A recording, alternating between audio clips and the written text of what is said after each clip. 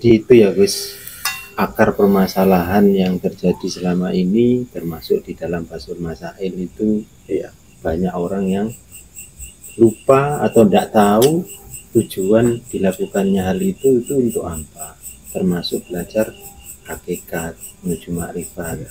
Itu juga kalau tidak ditetapkan dulu, tidak dimatangkan dulu tujuannya untuk apa, akhirnya banyak yang istilahnya tadi mengambil kesimpulan yang menyimpang. Iya, di dalam ajaran hakikat makrifat pun itu setiap mursyid atau setiap pembimbing itu tidak sama.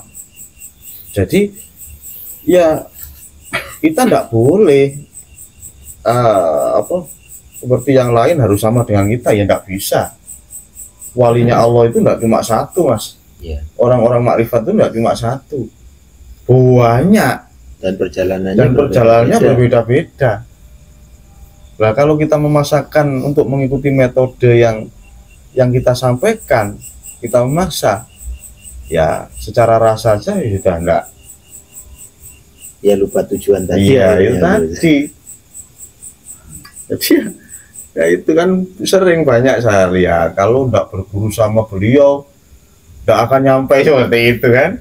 Nah, itu kan sebetulnya kan kegagalan paham kan di situ. Iya. Jadi seolah-olah si gurunya itu tadi sudah wali yang terbaik, sudah mursyid yang terbaik kan gitu. Nah, ini kesannya kan merendahkan yang lain, gitu loh.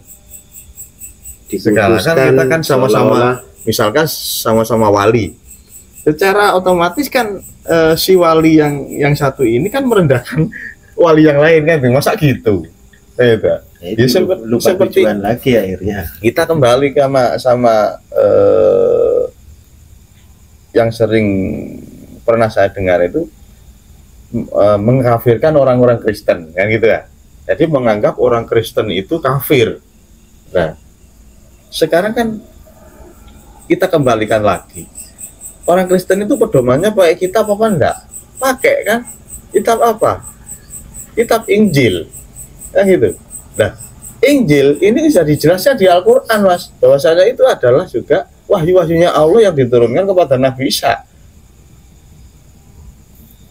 Nah, secara otomatis, secara tidak sadar, orang yang mengkafirkan orang Kristen ini secara tidak langsung juga mengkafirkan Nabi Isa, itu loh.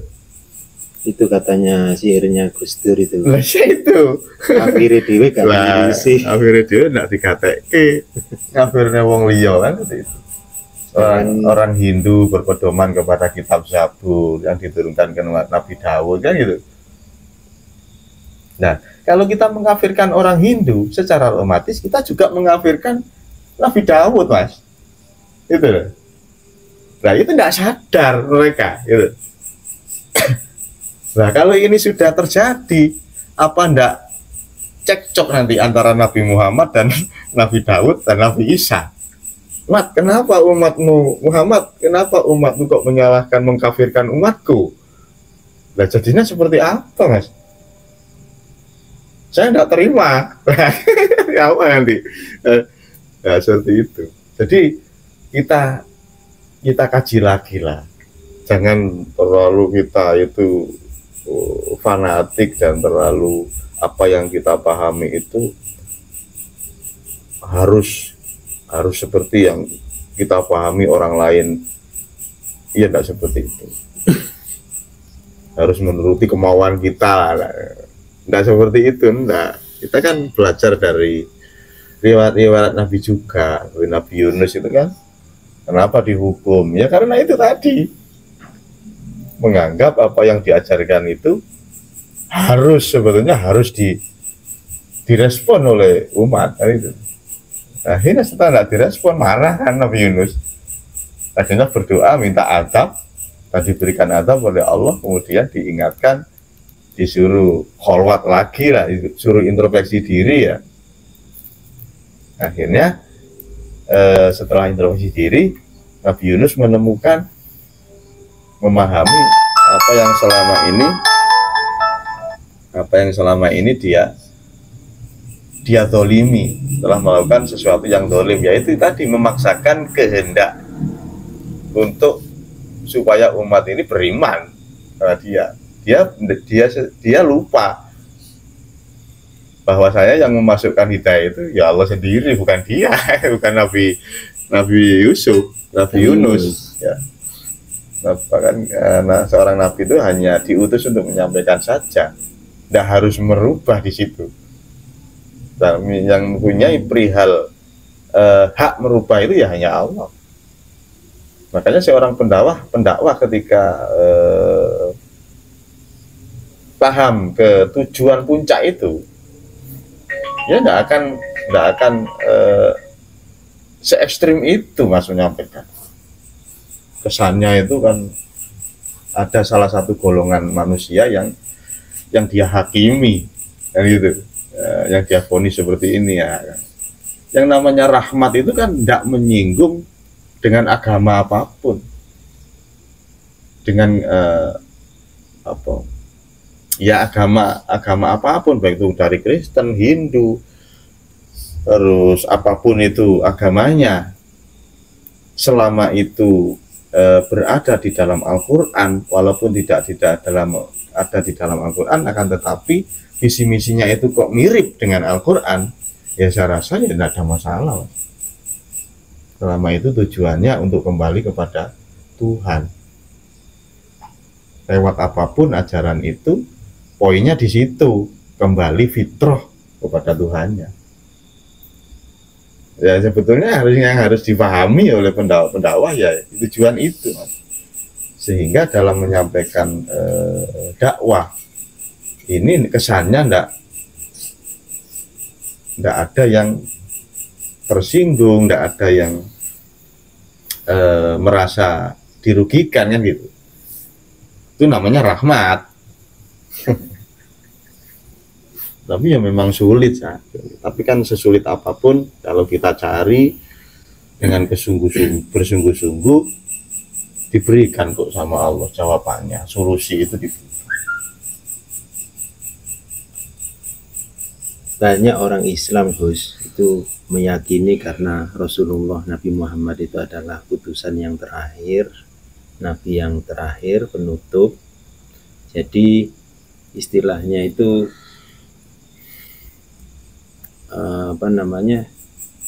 ajaran-ajaran yang terdahulu itu sudah dianggap tidak layak atau tidak sudah tidak aktif gitu, tidak aktif atau bahkan ya dikafirkan tadi. Ya itu.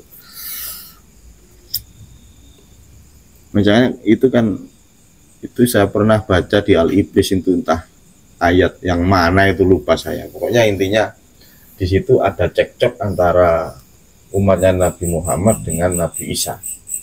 Seperti itu. Masalah kitab. Tidak bisa katanya umatnya Nabi Muhammad. Al-Quran ini sempurna, penyempurna dari kitab-kitab yang lain. Nah, sedangkan umatnya Nabi Isa tidak terima, Mas. Oh, tidak bisa, masih tuan kitab Injil. Ya gitu, di tafsirnya itu saya baca itu nggak bisa, kitab Injil ini lebih tua dari Al-Quran. Itu cekcok itu, salah kitab itu. Nah, akhirnya turunlah ayat tersebut. Aku tidak membutuhkan perdebatanmu yang seperti itu. Yang aku butuhkan adalah mana kesungguhan hatimu kepadaku. Nah, itu ada di Al-Ibris itu. Entah lupa juz berapa dulu aku ngaji itu, lupa saya. Pokoknya intinya ada itu lah. Kalau dicari di Al-Ibris, entah juz 9 apa juz 10 itu lupa saya. Sebetulnya kan sudah ada keterangan-keterangan seperti itu. Ya, cuma namanya orang itu kan tidak mungkin belajar keseluruhan kan, memang seperti itu. Tapi ya harus kita sadari ya, jangan kita mudah memutuskan sesuatu dengan ego kita lah, dengan apa yang sudah kita pahami lah. Kita harus sadar bahwasanya pemahaman itu masih banyak yang butuh kita pahami. Bukan dengan keilmuan kita yang sekarang ini kemudian disampaikan ke umat begini harus nurut sama saya, ya tidak bisa seperti itu, Mas. itu namanya tidak rahmat. Jadi Memaksakan. iya, apapun masukan dari umat harus kita terima, positif atau negatif harus kita olah lagi. Kalau kita mendapatkan kritik negatif, ya harus kita evaluasi, berarti kan harus ada pembenahan. Kalau ada sisi positif, ya harus kita tingkatkan, gitu aja kan. Kalau ada komentar masukan positif, berarti kita sudah benar, ya harus kita tingkatkan dan harus kita pertahankan, kan? Itu tindakan yang harus kita lakukan. Nah, ketika kita mendapatkan masukan negatif, ya kita harus evaluasi, introspeksi diri lagi, mana yang kurang, dari sisi mana yang kurang kita berdakwah selama ini, kan gitu. Tidak malah menyalahkan yang mengkritik negatif, terus kita salahkan, kita balas dengan negatif, ya itu namanya ya sama aja, Tidak rahmat tadi. nah iya, ya malah sama negatifnya. Justru adanya kritikan negatif itu sebetulnya itu adalah motivasi untuk kita bisa belajar evaluasi lagi. Kita tidak boleh menyalahkan orang yang mengkritik kita dengan negatif, tidak bisa. Bahkan di salah satu kitab itu ada keterangannya, itu kitab Ihya Ulumuddin, tidak salah, kitab Munjiatnya itu petikan dari kitab Ihya Ulumuddin itu menjelaskan seperti ini. Ketika ada orang yang tidak suka sama kamu, terus mencemooh kamu, meneror kamu, maka kamu harus berterima kasih. Ya, itu ada keterangannya itu di kitab Imam Ghazali. Saya sudah baca dulu. Karena ketahuilah bahwasannya apa yang musuhmu ucapkan kepadamu itu adalah kekuranganmu sendiri. Kamu harus menyadari itu supaya kamu menuju kesempurnaan. Berarti kan dia yang memberikan informasi, yang bisa melihat kekurangan lah dirinya sendiri. Itu loh. Dia mendapatkan petunjuk dari musuhnya itu tadi. Katakanlah musuh itu mengucapkan, oh kamu ini sombong, kan gitu. Nah, ini harus kita terima. Sebetulnya itu benar. Kalau tidak benar, tidak mungkin orang itu mengucapkan sombong kepada kita, itu loh. Tidak boleh kita marah. Itu petunjuk. Koreksi diri. Iya, itu adalah masukan yang positif sebetulnya. Walaupun kelihatannya negatif, itu adalah masukan positif, menunjukkan kekurangan diri kita sebetulnya. Dan harusnya kita berterima kasih dengan kritikan negatif itu, kan gitu. Tapi kan banyak kan enggak. Gitu. Ketika dikritik negatif, marah-marah. Justru ketika kita ada kritikan positif, itu kita harus waspada, itu loh. Jangan-jangan nanti saya takabur, saya bangga diri dengan kritikan positif tersebut, kan gitu. Masukan positif tersebut. Nah, itu yang harus juga. Nah, itu sudah dijelaskan oleh Imam Ghazali di dalam kitab Ihya Ulumuddin. Dikupas tuntas oleh Imam Ghazali di situ.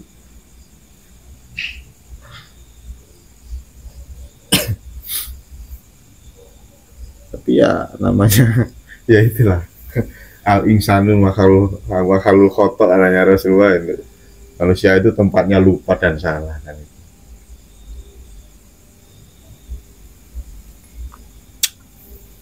Dan itu harus kita sadari. Nggak boleh kita mentang-mentang kita sudah punya ilmu kemudian semena-mena kepada yang lain. Mentang-mentang kita sudah punya harta banyak, kita kaya, semena-mena terhadap tetangga. Itu kan bukan mencerminkan orang Islam. Toh itu kadang yang berbuat seperti itu sudah hajinya 3 kali, Mas. Masih seperti itu sama tetangganya. Terus mana poin hajinya? Ya tidak ada, 0 hajinya. Jadi dia menggabungkan rekreasi lah. Nah, sedangkan walaupun orang itu tidak berhaji, kalau dia mempunyai akhlak yang bagus, ya saya kira ya dicintai oleh masyarakat luas. Gitu. Meskipun hajinya 7 kali, kalau dia tidak mempunyai akhlak yang baik, perilaku yang baik, pribadi yang baik, ya dan tidak ada nilainya mas di hadapan masyarakat itu. Ya cuma dipanggil apa aja gitu.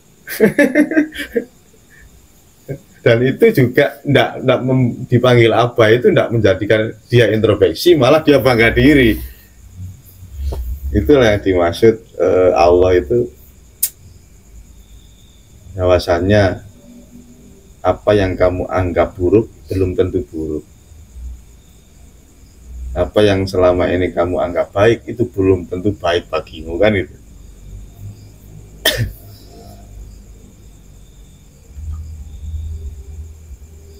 Nah, seharusnya kan orang-orang yang sudah dipanggil Pak Haji, dipanggil Abah, seharusnya jangan introspeksi untuk merubah dirinya menjadi lebih baik, kan gitu. Saya sudah dipanggil Abah ini, masa kelakuan saya masih seperti inilah, harusnya kan ke sana.